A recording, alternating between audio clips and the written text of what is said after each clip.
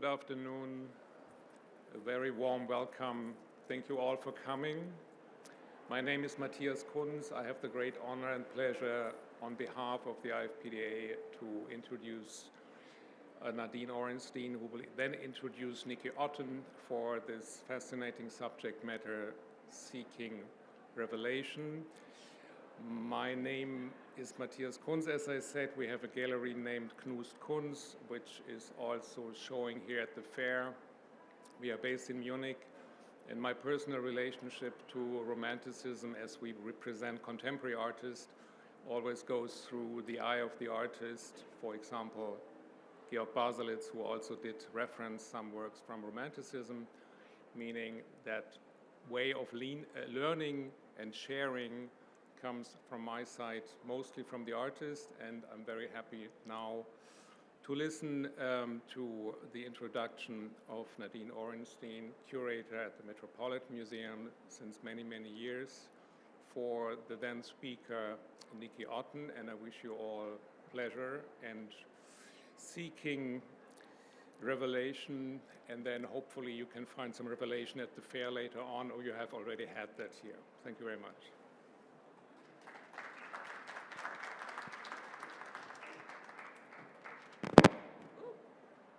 Hello, and thank you. Hello? Hello? Is it? I have the distinct pleasure. Oh, there we go. Hello. I'm Nadine Orenstein, as you heard, Drew Heinz curator in charge of the Department of Drawings and Prints at the Metropolitan Museum, and one of the reasons I have been chosen to introduce Nikki Otten today is because at the Met right now is a wonderful exhibit that relates very much to what Nikki is going to be talking about, and that is the Caspar David Friedrich exhibition. The curator of that show is sitting in the second row here, Joanna Seidenstein, so if you are welcome to talk to her.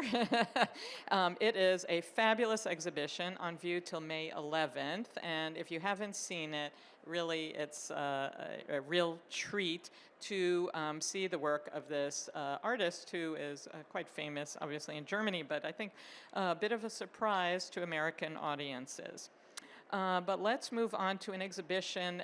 Nikki is going to talk about an exhibition that will be on next year in Milwaukee. And so I will introduce Nikki. She is an associate curator of prints and drawings at the Milwaukee Art Museum, where she is responsible for a collection of works on paper that spans the 15th to the 21st century. Since arriving at the museum in 2018, she has curated several major exhibitions: Currents 39, LaToya M. Hobbs, Carving Out Time; another exhibition, Always New, the Posters of Jules Chéret; and also an exhibition, Landfall Press, 5 Decades of Printmaking. So she's done quite a number of exhibitions related to material on view here in the print fair. She's also organized several rotations drawn from the museum's collection.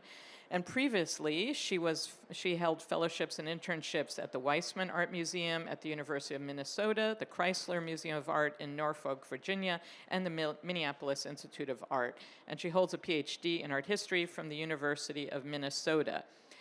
She is going to talk about her exhibition that will be on next year about German Romantic prints and drawings. So please give a warm welcome to Nikki Otten.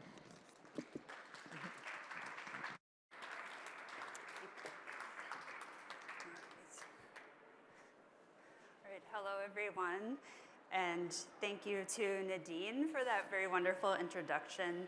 And I'd also like to express my gratitude to the Print Council of America and the IFPDA for hosting and sponsoring the talk today. So I'm thrilled to tell you about an exhibition that I have coming up just about a year from now, and it will be called Seeking Revelation, German Romantic Prints and Drawings, and it will be on view at the Milwaukee Art Museum from June 26th until October 25th, 2026. So that means we will overlap with both German Fest and Oktoberfest in Milwaukee, which is great. So this is our delightful Dachshund race that we have during German Fest in Milwaukee. So I hope you can come out to experience that and the show, if nothing else. And so this exhibition will focus on the Romantic movement in the German lands, and it will feature 85 prints, drawings, and paintings drawn from the Milwaukee Art Museum's collection. So some of them represent the drama of nature and the sublime, like you see in this etching by Johann Christian Clausen Dahl. And I believe if people know about Romanticism already, this is the kind of imagery that is most often associated with that movement. And some of the works in the show will be a bit perhaps more surprising or unexpected, like this printed paper altarpiece by Ferdinand Olivier. But the show will give us an opportunity to highlight the museum's collection of German Romantic works on paper, which is among the strongest in the United States. So before I move on to talking about the show itself, I'd like to give you a little bit more background about how that collection came to be. The Milwaukee Art Museum was founded as the Leighton Art Gallery in 1888, and then it turned into the Milwaukee Art Center in 1957 when it moved into this building by Eero Saarinen, that's the War Memorial Center. The wonderful wings that you saw in my opening slide are by Santiago Calatrava, and that wing of the building got added in 2000. And after the museum moved into the War Memorial Center, the collection was established with foundational gifts by Mrs. Harry Line Bradley, who essentially established the museum's modernist collection when she donated her private collection to the museum. And incidentally, because we're talking about German things, the Milwaukee Art Museum has the largest collection of Gabriele Munter paintings outside of Germany. That's another draw to visit our museum. And in the 60s, we also received a gift from Donald and Barbara Abert, who helped us to establish our strength in ashcan school painting. But most crucially for this topic, René von Schleinitz donated his collection of 19th century German paintings and decorative arts. And von Schleinitz was himself an immigrant from Germany, and he donated a large group of Biedermeier paintings, like the Karl Spitzweg that you see on the left, and the Ferdinand Georg Waldmüller that you see on the right. He also donated Meissen porcelain and other beautiful ceramics, and it wouldn't be a true collection of German art without Biersteins. So we have an expansive collection of Metlock steins in the collection that are very interesting. But René von Schleinitz passed away in 1976, and then a fund that was established in his honor is dedicated to 19th century German art. So in the mid-1990s and early 2000s, the curators at Milwaukee at the time, Joe Ruzicka and Kristen Mackholm, decided to direct that fund towards 19th century German works on paper rather than paintings or decorative arts. And there are very few museums outside of Germany that have holdings of that material, so they saw it as a way for the museum to distinguish itself. So the works that you're seeing by Heinrich Mucha were two of the first works that Joe Ruzicka acquired for the museum in 1994 and 1995. And he also acquired this beautiful watercolor by Carl Friedrich Schinkel, also in 1995. And Schinkel was an architect and also an artist.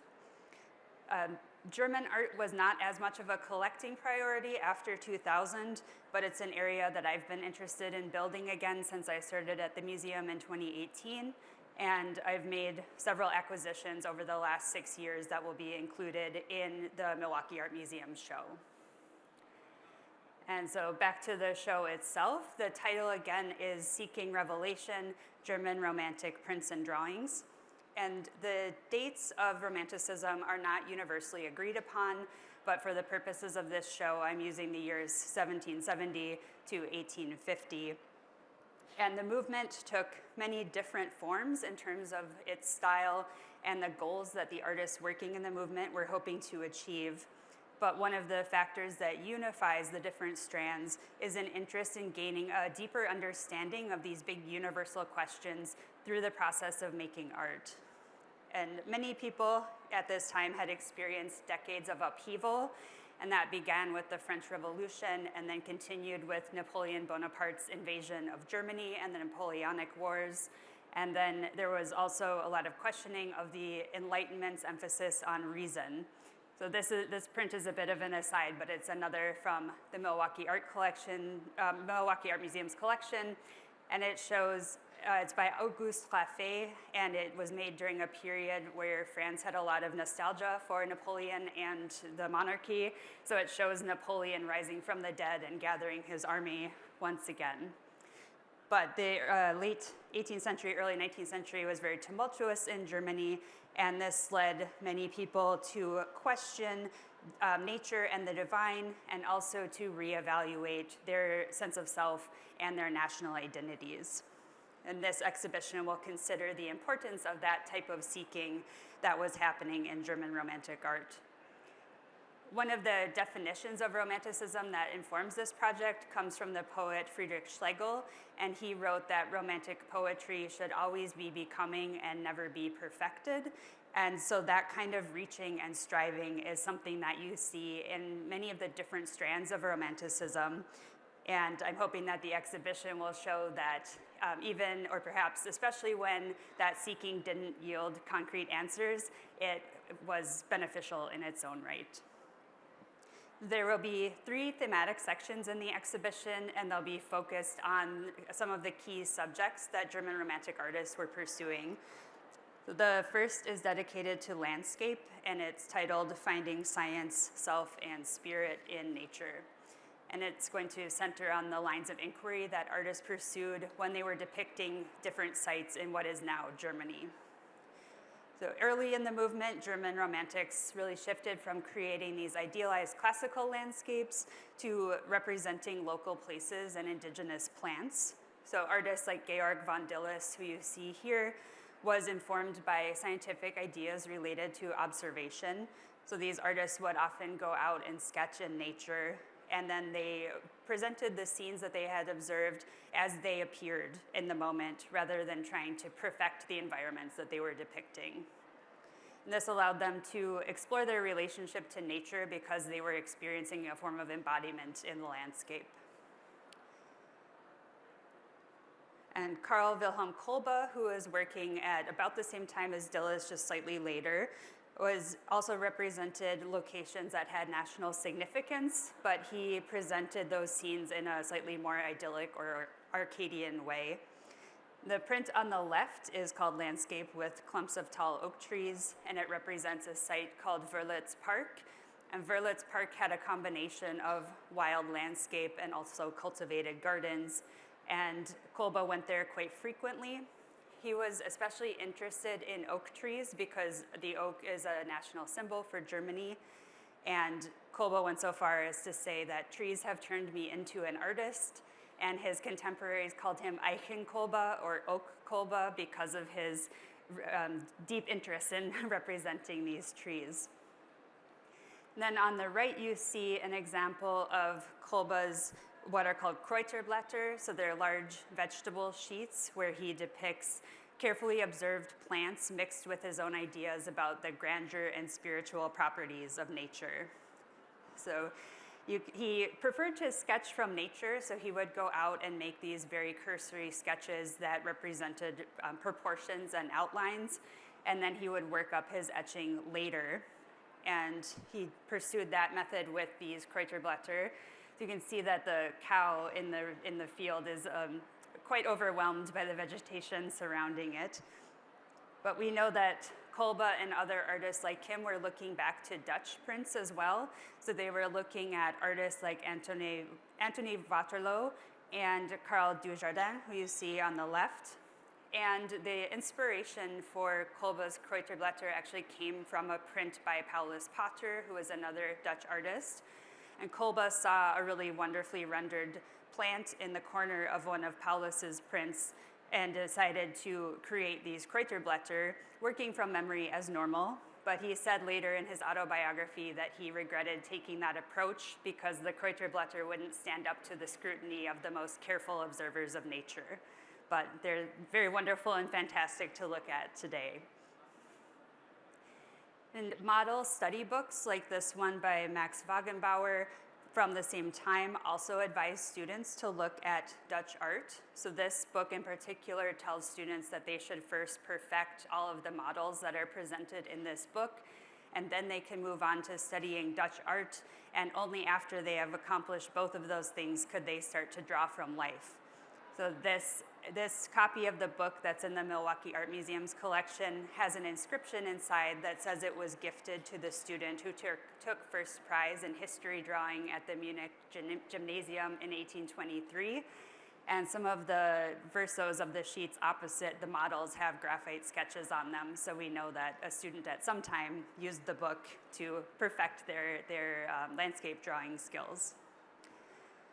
And then taking Kolbe's interest in depicting the spiritual in nature a step further, we have artists such as Caspar David Friedrich and Franz Kobel who searched for the divine in their surroundings. So a different impression of the print that you see on the left is on view in the Met's wonderful exhibition now.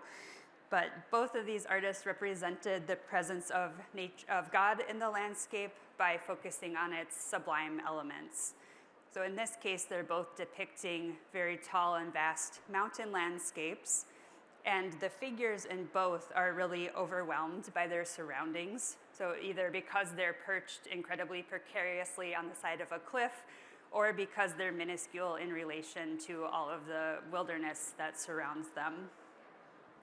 The sublime, which is usually defined by Burke as a feeling of awe mixed with terror in the face of nature, is a very well-recognized theme within Friedrich's work. And if you have not been to the Met, I'm plugging the Met a lot, but it's a great show. So I hope you were able to see this iconic work by Friedrich on view in the exhibition. And this is one of his paintings that really encapsulates the idea of the sublime, or feeling like you are immersed in nature, but also kind of afraid of the waves crashing over and carrying you away. And Carl Friedrich Schinkel, I showed this watercolor at the beginning, but he represented the divine in nature by depicting Gothic architecture in the woods.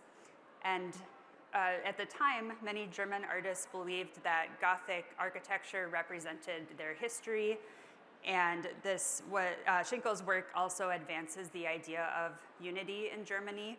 So the dates of this drawing are between 1810 and 1815, and that's towards the end of the Napoleonic Wars. Germany had been the German states were part of the Holy Roman Empire, and then Napoleon dissolved the empire in 1806. So after Napoleon was defeated in 1815, Germans were really starting to think about what kind of nation they wanted to be as they started to rebuild. And many people were interested in unifying as a democracy, but what ended up happening is that aristocratic and monarchical states reemerged, and they formed a conglomeration of states known as the German Confederation in 1815. But when this work was formed, it represents Schinkel's hope for a unified Germany featuring national architecture that's rooted in the forest.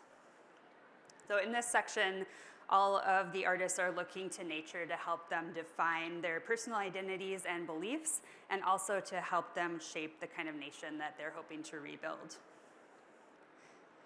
The second section will explore how German artists wanted to create unity by looking to the past and also by invoking a set of shared religious beliefs.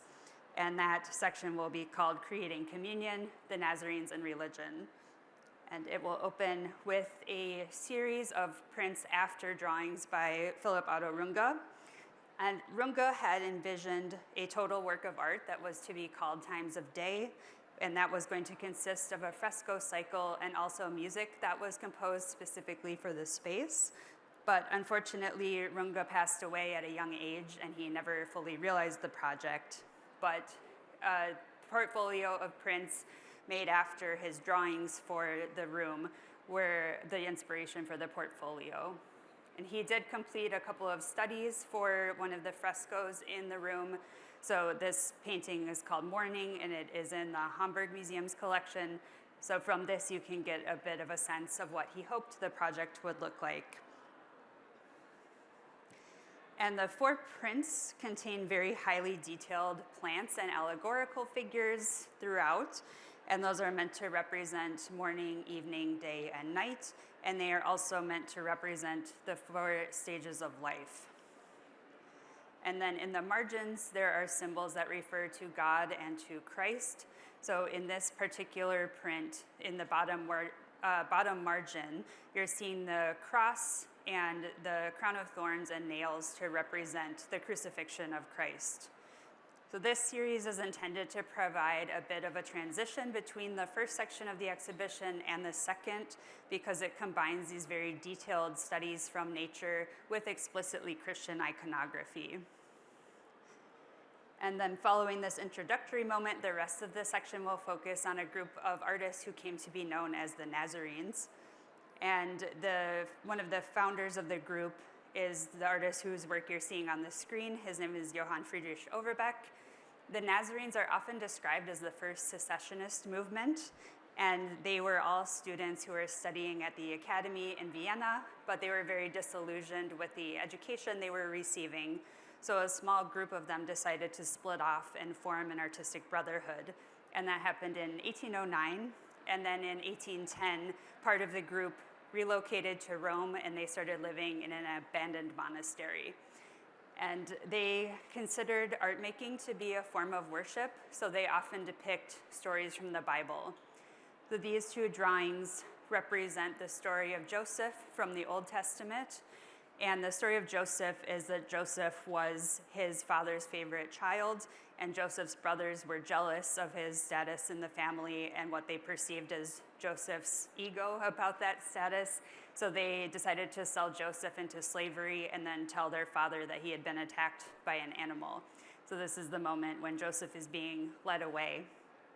And Overbeck was commissioned to create this scene as a fresco in the residence of the Prussian Consul General in Rome. And so the two works on the screen represent different stages of that project. The drawing on the left is an earlier preparatory sketch for the final fresco, and then the lithograph on the right is based on a larger and more finished cartoon for the project that was in a private collection, but then was eventually lost during World War II. But this is what the completed fresco looked like. And this whole fresco cycle is now in the museum in Berlin. And so from their use of fresco, you also get this sense that the Nazarenes were interested not only in biblical subjects, but they were also interested in the art of the Renaissance.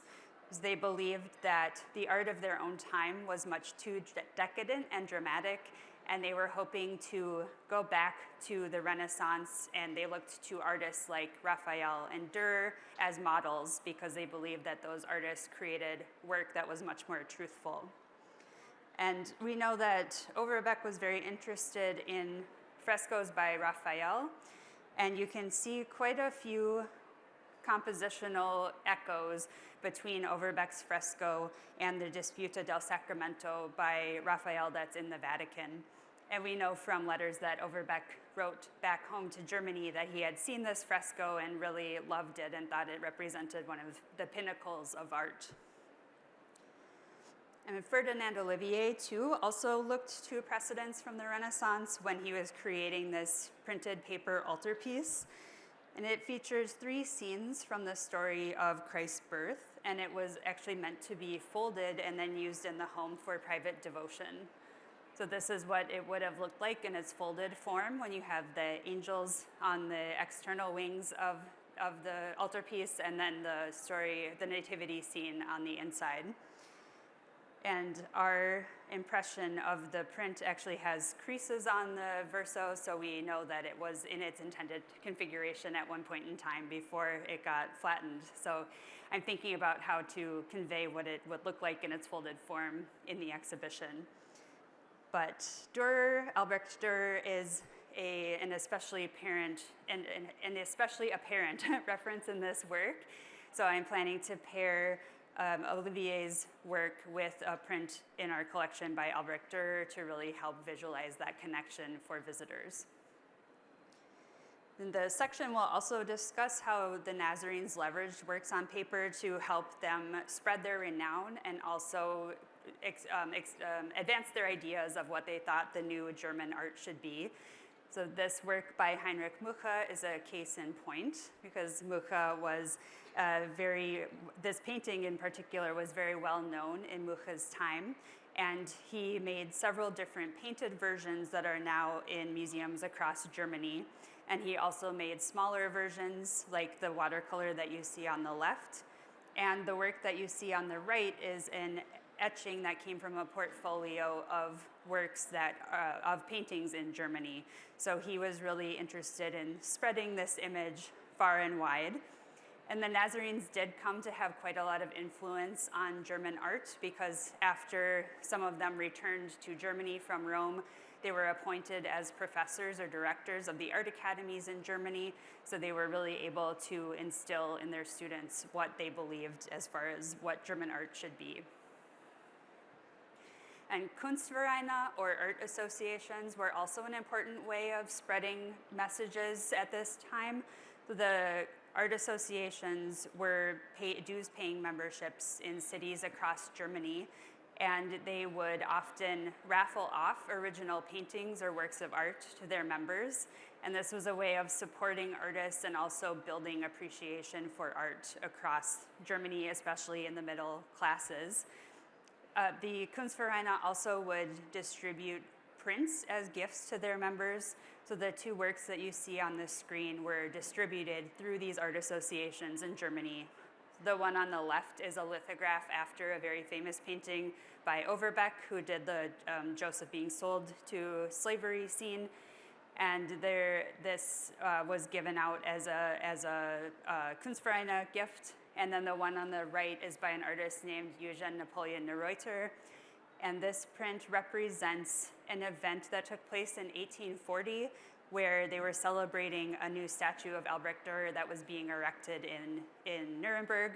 So artists put together this procession and festival where everyone dressed in Renaissance clothing, and they recreated a moment where Emperor Maximilian I was giving Albrecht Dürer the artist's coat of arms. So that's the scene that's taking place in the middle ground of the print. Reuter was involved in planning the procession, and he surely attended the banquet that happened after. And we have read that the banquet lasted all night. And I would want to go to the party if you have this Bacchanalian figure in the front with a big horn who's leading you to it. So, so both of these prints were Kunstvereine Art Association gifts. And then before we move on to the last section, because this is print fair, I really wanted to revel in some of the wonderful details from these prints. So on the left, we're looking at an engraving that was done after drawings by Cornelius, who was also one of the Nazarenes, and this comes from a portfolio of scenes illustrating Johann Wolfgang von Goethe's Faust. So you can see the very lovely silvery line work, and I especially love the night sky in the background with the little blank spots for stars.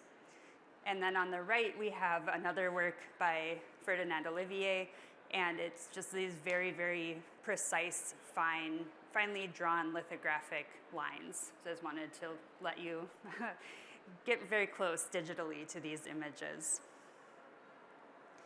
So to wrap up the previous section, the artists who were represented there were really seeking community, both with their peers and with the artists of the past, in order to reinvigorate Christian devotion and to create a new form of German art. So the last section is called Journeys, and it's meant to show that travel was a very important way of gaining insight into both nature and the spirit. So in this case, all of the works in the section will depict specific places that are named, or they will represent travelers. So artists were really interested in going throughout Germany and also abroad in order to learn more about themselves and their fellow travelers and the world around them. So the first one that we'll talk about is, again, by Olivier, and it is called 7 Places in Salzburg and Berchtesgaden, and it's a portfolio that represents the 7 days of the week, and each of those 7 days also names a specific location around Salzburg and Berchtesgaden. So here on the left, you're seeing the Rosenecker Garden and Monday, and on the right, you're seeing Saturday in St. Peter's Cemetery.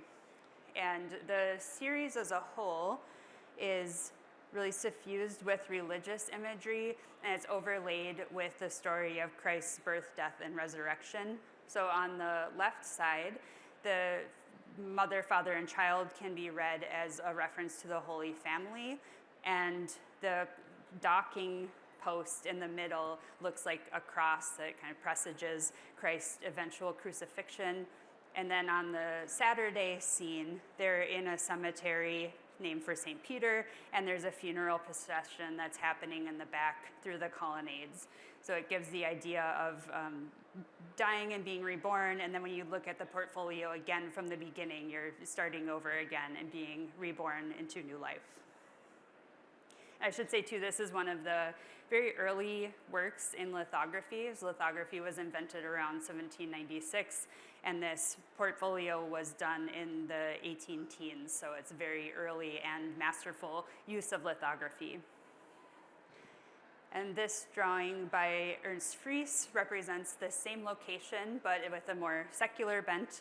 So Salzburg became a very important destination for artists in the 19th century as the infrastructure for travel improved. So artists were starting to go there as its own destination rather than passing through on their way somewhere else. And that's because they were able to create depictions that were slightly lesser known, but they were places that were within Germany. So they were working to build pride in their own landscape rather than going to Italy and representing scenes there. And despite that, Italy was still a required travel destination for a lot of artists, as it had been for centuries. So this portfolio is made up of 6 scenes by Ludwig Richter, and these places are in and around Rome. And you'll see that he's representing both specific sites, but also the people he encountered and their customs.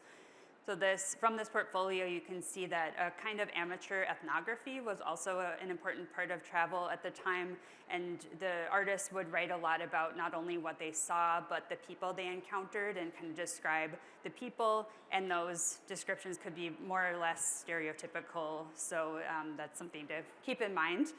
But Richter actually wrote in one of his letters that he didn't like Italy, and he kind of said this after prevaricating a little bit and saying, I hate to say it, but I really don't like Italy.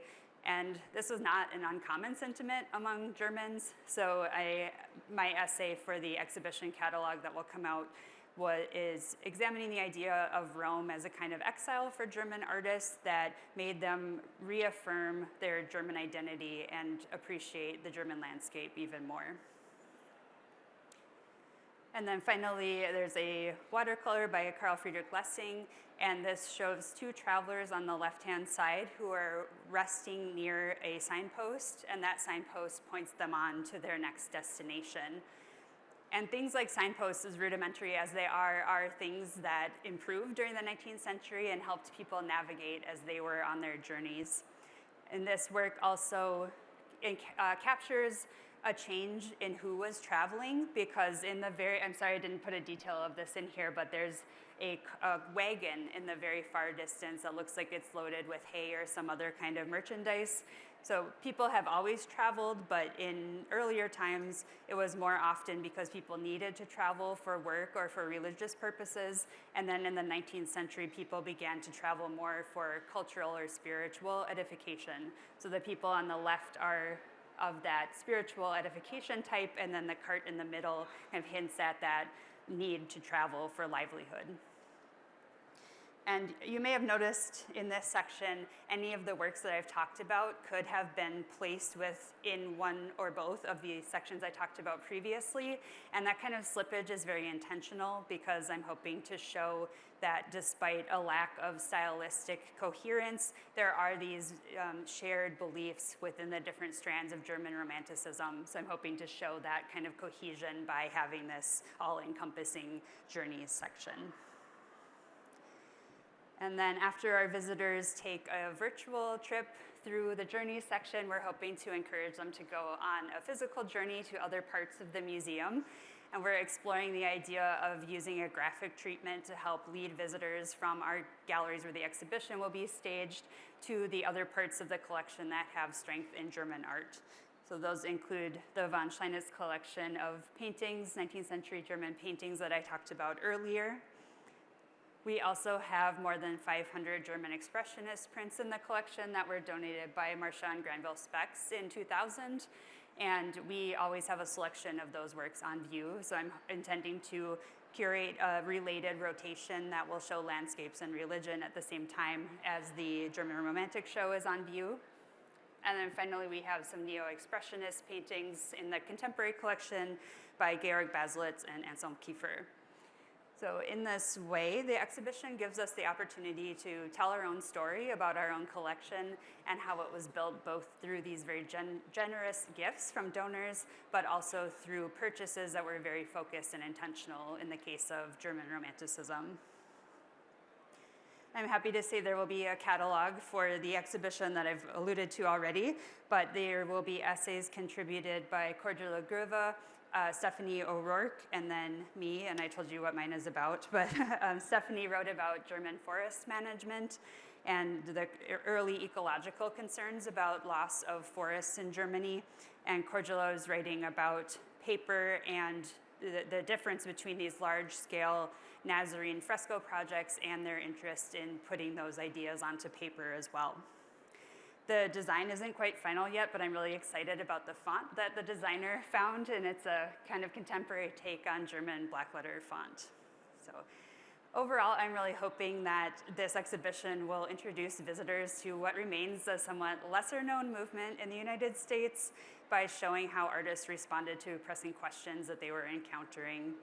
I think that theme will help make Romanticism relevant to contemporary audiences because the artists were really living through truly unprecedented times, and here we are again going through another period like that. So I'm hoping that people will really engage with the type of questioning and searching that can emerge when events really challenge the foundations of society. So that's my overview. I'm very happy to take questions if anyone has them.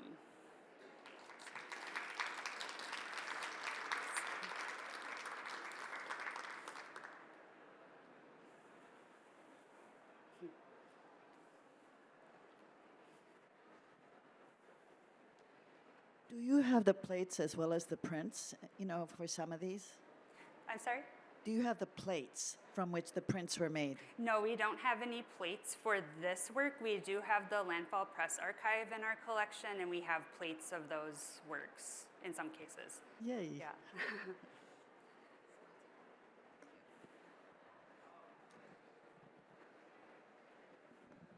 Thank you, Nikki. That was so wonderful. What an exciting show. It's so impressive, the breadth of your and scope of your show, and you're dealing with multiple geographies and artists who traveled and came back. And as I know all too well, there was no German state, no single German nation, as you said, at the time. And do you have ideas for how to kind of make those geographies and distance and proximity clear, and also obviously to tackle the kind of political situation surrounding that? Yes, I'm thinking about that. I took special note of the map that you have in the opening to your show. We're thinking of potentially putting kind of an informative corridor in the entrance to the show where we'll have the map of the Holy Roman Empire and then the map of the German Confederation to just kind of situate people in the fact that there was no Germany as we know it today. I'm still thinking through that because that has the potential to really take the air out of the room if there's too much introductory didactic material. So I would be curious to talk with you as I'm kind of thinking through those ideas as well. But it is something that I need to reckon with.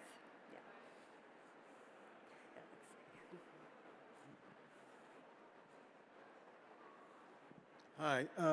How much of the history of the printing process, how many of the artists pulled their own prints versus studio assistants, or was there a establishment that printed for all these artists? Yes. How involved were they in the actual printing? It depends on the artist. So I know that there were specific, in certain cases, there were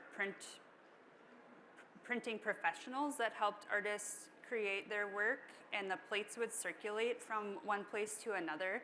So with the engraving, that I showed you on the left, those engravings were made after drawings by Cornelius. Cornelius selected the engraver that he used for the project, who is Rochevet, And they worked very closely, and the finished engravings look almost identical to the original drawings. And once they were finished, the plates were initially printed by one printmaker, one printer, and then it was a very small edition, and after he died, the plates were transferred to a different printer. So the edition that we have is the second edition of the series. And then eventually in the early 20th century, they made an anniversary edition from the same plates that was much larger. So I would say the kind of ethical constraints around printmaking that we have today were not the same in the 19th century, and it wasn't considered out of hand for artists to move their plates from one printer to another, to print their own work, to open the edition back up. So it's a bit of a different world than it is now. But Olivier he drew the lithographs himself, but he worked with a printer. So some artists, Kolbe, I think, printed himself. So it really depends on who you're talking about. How large were the editions on average? We don't know usually how large the editions were, because the practice of numbering editions didn't really start until later in the 20th century for the most part. So the Rochevet series I was talking about, they know from inspecting the plates that the runs were very small, but we don't know the exact numbers in most cases.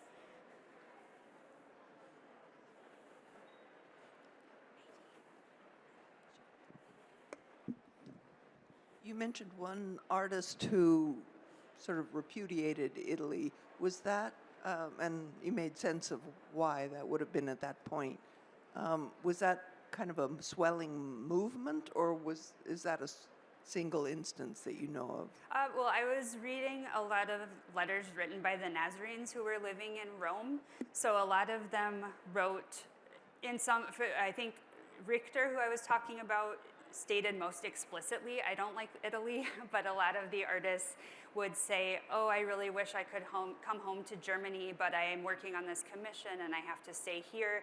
So I think it was really kind of a homesickness or a longing to be back in the familiar, but a lot of the artists felt that they needed to stay in Italy for their professional development or for the opportunities that they were receiving there. So I think some of it may have been the climate and the heat. So some of the artists commented on that, and some of them commented on missing German forests. So I think that change in landscape and climate really disoriented a lot of the artists. So in some senses, it's less about Italy than it is about not being in their home.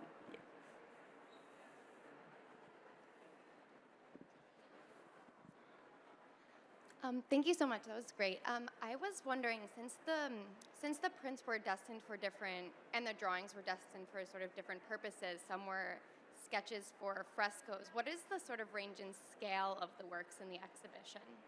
Yeah, so I think if I'm really bad at remembering dimensions, but the lithographs that you're seeing on the screen here are, I'm going to do hands about this big. I think the lithograph by Olivier is the largest in the show. The drawing in comparison is probably half the size of the lithograph. So it's not a huge range in scale, but they are quite. There are small. You will be able to see a size difference in the show, but it's not jarring.